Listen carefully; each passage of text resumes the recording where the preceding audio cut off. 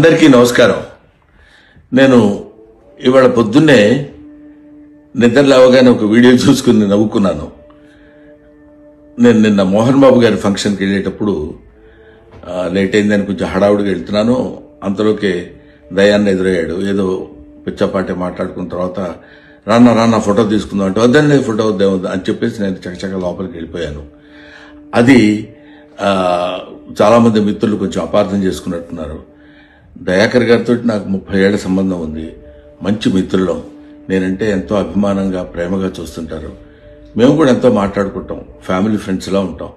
అటువంటిది సరదాగా ఆయనతో నాకున్న చనువుతోటి నేను ఉండండి అని చెప్పేసి చేయిలా తోసి వెళ్ళిపోతే దాన్ని నేను ఆయన ఏదో కావాలని తోసినట్టు ఏదో ఒక రకమైనటువంటి మిస్అండర్స్టాండ్ తోటి మిత్రులు, మీడియా మిత్రులు అలాగే దాన్ని అపార్థం చేసుకున్నారు. అలాంటిది కాదు. ఆ తర్వాత కూడా ఫంక్షన్లో నేను ఆయన చాలాసేపు మాట్లాడుకున్నాం. అంతకుముందు మాట్లాడుకున్నాం. ఫంక్షన్ అయిపోయిన తర్వాత కూడా మేము మాట్లాడుకున్నాం. కానీ ఇది పొద్దునే చూడగానే ఆయన నేను చూసుకుని నవ్వుకున్నాం కూడా. ఇది చూడడానికి మిత్రమా ఇట్లాగా అనుకున్నారు అన్న, ఇట్లాదే దీన్ని మిస్అండర్స్టాండ్ చేసుకున్నారని ఆయన అంటే నేను కూడా ఎంతో